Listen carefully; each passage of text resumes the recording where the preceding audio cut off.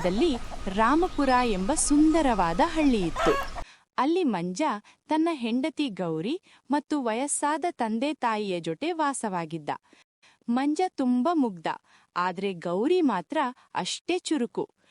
ಚಿಕ್ಕವಳಿದ್ದಾಗಲೇ ತಂದೆ ತಾಯಿಯನ್ನು ಕಳೆದುಕೊಂಡ ಗೌರಿಯನ್ನು ಅವಳ ಅತ್ತೆ ಮಂಜನ ಜೊತೆ ಮದುವೆ ಮಾಡಿಸಿದ್ದರು. ಮನೆಯ ಜವಾಬ್ದಾರಿಯೆಲ್ಲ ಗೌರಿಯ ಮೇಲಿತ್ತು. ಒಂದು ದಿನ ಗೌರಿ ಮಂಜನಿಗೆ ಒಂದು ಸಲಹೆ ನೀಡಿದಳು. ಇರಿ ಕೇಳಿ, ನಮ್ ಹತ್ರ ಇರೋ ಹೊಲದ್ ಜೊತೆಗೆ 2 ಹಸುಗಳ್ನ ಯಾಕ್ ತರಬಾರ್ದು? ಹಾಲ್ ಮಾರಿ ಸ್ವಲ್ಪ ಹೆಚ್ಚು ಸಂಪಾದನೆ ಮಾಡಬಹುದು. ಸರಿ ಗೌರಿ, ನೀನ್ ಹೇಳಿದ ಹಾಗೆ ಮಾಡೋಣ. ಆದ್ರೆ ಈ ದುಡ್ಡಿನ ಲೆಕ್ಕಾಚಾರ ಎಲ್ಲ ನೀನೇ ನೋಡ್ಕೋಬೇಕು ನೋಡು. ಅದಕ್ಕೆ ಚಿಂತೆ ಬೇಡ ಬಿಡಿ, ಮಾವ ಇದ್ದಾರಲ್ಲ, ಅವ್ರ ಲೆಕ್ಕ ಇಡ್ತಾರೆ. ಹೀಗೆ ಹಸುಗಳನ್ನು ತಂದ ಮೇಲೆ ಅವರ ಜೀವನ ಸ್ವಲ್ಪ ಸುಧಾರಿಸಿತು. ನಂತರ ಗೌರಿ ಕೋಳಿ ಫಾರಂ ಶುರು ಮಾಡುವ ಬಗ್ಗೆ ಮಾವನ ಹತ್ತಿರ ಕೇಳಿದಳು. ಮಾವ, ನಾನೊಂದು ಕೋಳಿ ಫಾರಂ ಶುರು ಮಾಡೋಣ ಅಂತ ಅನ್ಕೊಂಡಿದ್ದೀನಿ. ನೋಡು ಗೌರಿ, ಮಂಜನ ಬಗ್ಗೆ ನಿನಗ್ಗೊತ್ತು. ಅವನಿಗೆ ಸರಿಯಾಗಿ ಲೆಕ್ಕ ಮಾಡೋಕ್ಕೂ ಬರಲ್ಲ. ನನಗೂ ಈಗ ವಯಸ್ಸಾಗಿದೆ, ಆರೋಗ್ಯ ಸರಿಯಿಲ್ಲ. ನೀನ್ ಮಾಡ್ತೀನಿ ಅಂದ್ರೆ ಮಾಡು, ಆದ್ರೆ ಪೂರ್ತಿ ಜವಾಬ್ದಾರಿ ನಿಂದೆ. ಸರಿ ಮಾವ, ಜೀವನದಲ್ಲಿ ಮುಂದೆ ಬರ್ಬೇಕಾದ್ರೆ ಸ್ವಲ್ಪ ರಿಸ್ಕ್ ತಗೊಳ್ಳೇಬೇಕು. ಹೀಗೆ ಗೌರಿ ಕೋಳಿಗಳನ್ನು ಸಾಕಿ ಮೊಟ್ಟೆ ಮಾರಲು ಶುರು ಮಾಡಿದಳು. ಮಂಜನ ಹೊಲದ ಪಕ್ಕದಲ್ಲೇ ಪುಟ್ಟ ಎಂಬ ಸೋಮಾರಿ ಇದ್ದ. ಅವನಿಗೆ ಕೆಲಸ ಮಾಡೋದು ಅಂದ್ರೆ ಆಲಸ್ಯ, ಆದ್ರೆ ಊಟ ಅಂದ್ರೆ ಪಂಚಪ್ರಾಣ. ಯಾರದ್ದಾದರೂ ಮದುವೆಯಿದ್ದರೆ ಸಾಕು, ಕರೆಯದಿದ್ದರೂ ಹೋಗಿ ಹೊಟ್ಟೆ ತುಂಬಾ ಉಂಡು ಬರುತ್ತಿದ್ದ. ಇದನ್ನೋಡಿ ಅವನನ್ನು ಯಾರೂ ಕೂಡ ಮಾತಾಡಿಸ್ತಿರ್ಲಿಲ್ಲ. ಆದ್ರೂ ಇವನೇ ಮಾತಾಡಿಸ್ತಿದ್ದ. ಯಾರು ಇಲ್ದಿದ್ದಾಗ ಮಂಜನತ್ರ ಮಾತಾಡ್ತಿದ್ದ. ಹಬ್ಬಾ, ಮಂಜನಿಗೆ ಒಳ್ಳೆ ಲಾಟ್ರಿ ಹೊಡೆದಿದೆ. ಹೆಂಡ್ತಿ ಕಷ್ಟಪಟ್ಟು ಕೆಲಸ ಮಾಡ್ತಾಳೆ, ಇವನ್ ಆರಾಮಾಗಿ ತಿನ್ಕೊಂಡಿರ್ತಾನೆ. ನನ್ಗೂ ಇಂಥ ಅದೃಷ್ಟ ಯಾವಾಗ ಗುರುತ್ತೋ ಏನೋ. ದಿನಗಳು ಕಳೆಯುತ್ತಾ ಹೋದವು. ಪುಟ್ಟ ಕದ್ದು ಮುಚ್ಚಿ ಮಂಜನ ಫಾರ್ಮ್ ಮೇಲೆ ಕಣ್ಣಿಟ್ಟಿದ್ದ. ಎಷ್ಟೋ ದಿನಗಳಿಂದ ಸರಿಯಾಗಿ ಊಟವಿಲ್ಲದೆ ಹಸಿದಿದ್ದ ಪುಟ್ಟ ತನ್ನಷ್ಟಕ್ಕೆ ತಾನೇ ಅಂದುಕೊಂಡ, ಛೇ, ತುಂಬಾ ದಿನ ಆಯ್ತು ನಾನು ಸರಿಯಾಗಿ ಊಟ ಮಾಡಿ. ಈಗ ಏನಾದ್ರೂ ಮಾಡ್ಲೇಬೇಕು. ಅವನಿಗೇನಾದರೂ ವಿಭಿನ್ನವಾಗಿ ತಿನ್ನಬೇಕನ್ನಿಸುತ್ತಿತ್ತು. ಅಷ್ಟರಲ್ಲಿ ಮಂಜ ಕೋಳಿಗಳನ್ನು ಹಿಡಿದು ಒಂದು ಬುಟ್ಟಿಯ ಕೆಳಗೆ ಹಾಕುತ್ತಿದ್ದ. ಪುಟ್ಟ ಆ ಕೋಳಿಗಳನ್ನು ನೋಡುತ್ತಿದ್ದಂತೆಯೇ ಅವನ ಬಾಯಲ್ಲಿ ನೀರು ಬಂತು. ಅವನು ಯೋಚಿಸಿದ, ವಾವ್, ನೋಡಲ್ಲಿ, ನಾನು ಚಿಕನ್ ಬಗ್ಗೆ ಪೂರ್ತಿ ಮರ್ತೇ ಹೋಗಿದ್ದೆ. ಇಷ್ಟು ರುಚಿಯಾದ ಅಡಿಗೆ ನನಗಾಗಿ ಕಾಯ್ತಿದೆ. ಆದ್ರೆ ಇದನ್ನು ಪಡೆಯೋದು ಹೇಗೆ? ಪುಟ್ಟ ಮಂಜನ ಜೊತೆ ಪ್ರೀತಿಯಿಂದ ಮಾತಾಡಿ ಪ್ರಯತ್ನಿಸಿದ. ಆದರೆ ಮಂಜ ಅವನನ್ನು ನಿರ್ಲಕ್ಷಿಸಿ ತನ್ನ ಕೆಲಸ ಮುಗಿಸಿ ಅಲ್ಲಿಂದ ಹೋದ. ಕೆಲವು ದಿನಗಳ ನಂತರ ಗೌರಿ ತನ್ನ ಚಿಕ್ಕಪ್ಪ ಮತ್ತು ಚಿಕ್ಕಮ್ಮನ ಮನೆಗೆ ಹೋದಳು. ಇದನ್ನು ನೋಡಿ ಪುಟ್ಟ ಸಿಕ್ಕಾಪಟ್ಟೆ ಖುಷಿಯಾದ. ಎಂಥ ಒಳ್ಳೆ ಚಾನ್ಸ್. ಗೌರಿ ಖಂಡಿತ ಅವಳ ತವ್ರ ಮನೆಗೆ ಹೋಗಿದ್ದಾಳೆ. ಇವತ್ತು ರಾತ್ರಿ ಒಂದು ಕೋಳಿನ ಎತ್ಕೊಂಬರ್ಬೇಕು ಎಂದುಕೊಂಡ. ಪುಟ್ಟ ರಾತ್ರಿಯಾಗುವುದನ್ನೇ ಕಾತರದಿಂದ ಕಾಯುತ್ತಿದ್ದ. ಸೂರ್ಯ ಮುಳುಗಿದ ಮೇಲೆ ಮಂಜ ಕೋಳಿಗಳನ್ನು ಬುಟ್ಟಿಯ ಕೆಳಗೆ ಹಾಕಿದ. ಇದನ್ನೆಲ್ಲ ಪುಟ್ಟ ಗುಟ್ಟಾಗಿ ನೋಡುತ್ತಿದ್ದ. ಮಂಜ ಮಲಗಿದ ಮೇಲೆ ಮೆಲ್ಲಗೆ ಬಂದು ಒಂದು ಕೋಳಿಯನ್ನು ಕದ್ದು ತಿಂದನು. ಅಬ್ಬಬ್ಬಾ, ಏನ್ ರುಚಿ! ಇಂಥ ರುಚಿಯಾದ ಕೋಳಿ ಮಾಂಸ ತಿಂದು ಎಷ್ಟು ವರ್ಷ ಆಗಿತ್ತೋ ಏನೋ. ಯಾರಿಗೂ ಸಂಶಯ ಬರಬಾರ್ದು ಅಂದ್ರೆ 1-2 ದಿನಕ್ಕೊಮ್ಮೆ ಒಂದೊಂದು ಕೋಳಿನೇ ಕದೀತೀನಿ.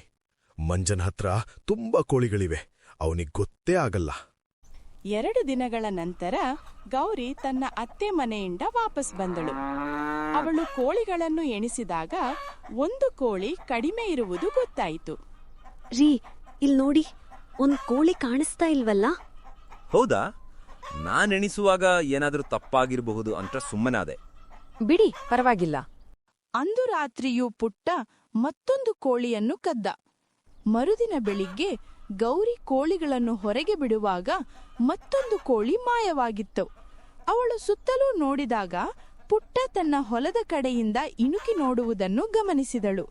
ಅವಳಿಗೆ ವಿಷಯ ಅರ್ಥವಾಯಿತು. ಅವಳು ಕೂಡಲೇ ಮಂಜನನ್ನು ಕರೆದು ಜೋರಾಗಿ ಮಾತಾಡಲು ಶುರು ಮಾಡಿದಳು. ರೀ, ಇತ್ತ ಬನ್ನಿ, ಇವತ್ತು ಕೂಡ ಒಂದು ಕೋಳಿ ಕಾಣ್ತಾ ಇಲ್ಲ. ಇದು ಕಾಕತಾಳೀಯ ಇರೋಕೆ ಸಾಧ್ಯವೇ ಇಲ್ಲ. ಅಯ್ಯೋ, ಈಗೇನ್ ಮಾಡೋದು ಗೌರಿ? ಗೌರಿ ಒಂದು ಉಪಾಯ ಮಾಡಿದಳು. ಅವಳು ಮನೆಯೊಳಗೆ ಹೋಗಿ ಎಲ್ಲರಿಗೂ ಮೆಲ್ಲಗೆ ತನ್ನ ಪ್ಲಾನ್ ತಿಳಿಸಿದಳು. ನಂತರ ಮನೆಯಿಂದ ಹೊರಗೆ ಬಂದು ಪುಟ್ಟನಿಗೆ ಕೇಳಿಸುವ ಹಾಗೆ ಜೋರಾಗಿ ಹೇಳಿದಳು. ರೀ, ಒಂದ್ ವಿಷಯ ಹೇಳೋದು ಮರ್ತೇ ಬಿಟ್ಟೆ. ನಾನತ್ತೆ ಮನೆಯಿಂದ ಬರುವಾಗ ಒಬ್ರು ಸಿದ್ಧಪುರುಷರು ಸಿಕ್ಕಿದ್ರು. ಅವರು ಒಂದು ಮಂತ್ರಿಸಿದ ಕಾಳುಗಳನ್ನು ಕೊಟ್ಟಿದ್ದಾರೆ. ಅದನ್ನ ಈ ಕೋಳಿಗಳಿಗೆ ತಿನ್ನಿಸೋ ಕೇಳಿದ್ದಾರೆ. ಒಂದು ವೇಳೆ ಆ ಕೋಳಿಯನ್ನ ಯಾರಾದ್ರೂ ಕದ್ದು ತಿಂದ್ರೆ ಅವರಿಗೆ ತಕ್ಷಣ ವಿಪರೀತ ಹೊಟ್ಟೆನೋವು ಶುರುವಾಗಿ ಪ್ರಾಣಕ್ಕೆ ಅಪಾಯ ಆಗುತ್ತಂತೆ. ಇದನ್ನು ಕೇಳಿದ ಪುಟ್ಟನಿಗೆ ಎದೆ ಬಡಿತ ಜೋರಾಯಿತು. ಅವನು ಗಾಬರಿಯಾದ. ಅಯ್ಯೋ ದೇವ್ರೆ, ಗೌರಿ ಹೇಳಿದ್ದು ನಿಜ ಇರ್ಬೇಕು. ನಿನ್ನೆ ನಾನ್ ತಿಂದ ಕೋಳಿಯಲ್ಲಿ ಆ ಮಂತ್ರ ಇತ್ತೇನೋ. ಈಗ್ಲೇ ನನ್ ಹೊಟ್ಟೆ ಯಾಕೋ ನೋಯ್ತಾ ಇದೆ. ಈಗೇನ್ ಮಾಡ್ಲಿ, ನಾನು ಸತ್ತೋಗ್ತೀನಿ ಅನ್ನಿಸ್ತಿದೆ. ಪುಟ್ಟ ಗಾಬರಿಯಿಂದ ಅತ್ತಿತ್ತ ಓಡಾಡುವುದನ್ನು ನೋಡಿ ಗೌರಿಗೆ ಅವನು ಕಳ್ಳ ಅಂತ ಖಾತ್ರಿಯಾಯಿತು. ಮಂಜ ಪುಟ್ಟನ ಹತ್ತಿರ ಹೋದ. ಏನಾಯ್ತು ಪುಟ್ಟ? ಯಾಕೆ ಹೀಗಾಡ್ತಾ ಇದೀಯಾ? ಆರಾಮಾಗಿದೀಯಾ? ಮಂಜನನ್ನು ನೋಡುತ್ತಿದ್ದಂತೆ ಪುಟ್ಟನಿಗೆ ತನ್ನ ಪಾಪ ನೆನಪಾಗಿ ಹೊಟ್ಟೆ ನೋವು ಇನ್ನೂ ಜಾಸ್ತಿ ಆದ ಹಾಗೆ ಅನಿಸಿತು. ಅವನು ಜೋರಾಗಿ ಕಿರುಚಿದ. ಅಯ್ಯೋ ಅಣ್ಣ, ನನ್ನ ಹೊಟ್ಟೆ. ಅಷ್ಟರಲ್ಲಿ ಗೌರಿ ಅಲ್ಲಿಗೆ ಬಂದಳು. ಅವಳನ್ನು ನೋಡಿದ ತಕ್ಷಣ ಪುಟ್ಟ ಇನ್ನೂ ಹೆದರಿದ. ತಾನು ಸಾಯುವುದು ಖಂಡಿತ ಎಂದು ಭಾವಿಸಿ ಕಾಲು ಹಿಡಿದುಕೊಂಡ. ಅಯ್ಯೋ ಪುಟ್ಟಣ್ಣ, ಈಗಷ್ಟೇ ಚೆನ್ನಾಗಿದ್ರಿ, ಈಗೇನಾಯ್ತು? ತಾಯಿ, ನನ್ನ ಕ್ಷಮಿಸ್ಬೇಡಿ. ನಿಮ್ಮ ಕೋಳಿಗಳನ್ನ ಕದ್ದಿದ್ದು ನಾನೇ. ನನ್ನ ಉಳಿಸಿ. ನನ್ನ ಹೊಟ್ಟೆ ಸೀಳಿ ಹೋಗ್ತಾ ಇದೆ. ಇನ್ಯಾವತ್ತೂ ಈ ಕೆಲಸ ಮಾಡಲ್ಲ. ನನ್ ಬದುಕ್ಸಿ. ಗೌರಿ ಮೆಲ್ಲಗೆ ಮನೆಯೊಳಗೆ ಹೋಗಿ ಒಂದು ಲಡ್ಡು ತಂದು ಪುಟ್ಟನಿಗೆ ಕೊಟ್ಟಳು. ತಗೊಳ್ಳಿ ಪುಟ್ಟಣ್ಣ, ಈ ಲಡ್ಡುವನ್ನು ಕೂಡ ಆ ಸ್ವಾಮೀಜಿಯೇ ಕೊಟ್ಟಿದ್ದು. ಇದನ್ ತಿಂದ್ರೆ ಎಲ್ಲಾ ನೋವು ವಾಸಿಯಾಗುತ್ತೆ. ಜೊತೆಗೆ ಇದು ತಿನ್ಮೇಲೆ ನೀವು ಕಷ್ಟಪಟ್ಟು ಕೆಲ್ಸ ಮಾಡೋ ಬುದ್ಧಿನೂ ಬರುತ್ತೆ. ಪುಟ್ಟ ಆ ಲಡ್ಡು ತಿಂದ ತಕ್ಷಣ ಅವನಿಗೆ ಸಮಾಧಾನವಾಯಿತು. ಗೌರಿಯ ಬುದ್ಧಿವಂತಿಕೆಯಿಂದ ಪುಟ್ಟನಿಗೆ ತಾನು ಮಾಡಿದ್ದು ತಪ್ಪು ಅಂತ ಅರ್ಥವಾಯಿತು. ಅಂದಿನಿಂದ ಪುಟ್ಟ ಕಳ್ಳತನ ಬಿಟ್ಟು ಕಷ್ಟಪಟ್ಟು ಕೆಲಸ ಮಾಡಿ ಹೊಟ್ಟೆ ತುಂಬಿಸಿಕೊಳ್ಳಲು ಶುರು ಮಾಡಿದ. ಗೌರಿ, ಮಂಜು ಮತ್ತು ಅತ್ತೆ ಮಾವ ಸುಖವಾಗಿ ಬಾಳಿದರು. ಈ ವಿಡಿಯೋ ನಿಮಗೆ ಇಷ್ಟ ಆಗಿದ್ರೆ ಲೈಕ್ ಮಾಡಿ ಮತ್ತು ಕನ್ನಡ ಟ್ಯೂನ್ಸ್ ಯೂಟ್ಯೂಬ್ ಚಾನೆಲ್ಗೆ ಸಬ್ಸ್ಕ್ರೈಬ್ ಮಾಡ್ಕೊಳ್ಳಿ. ಧನ್ಯವಾದಗಳು.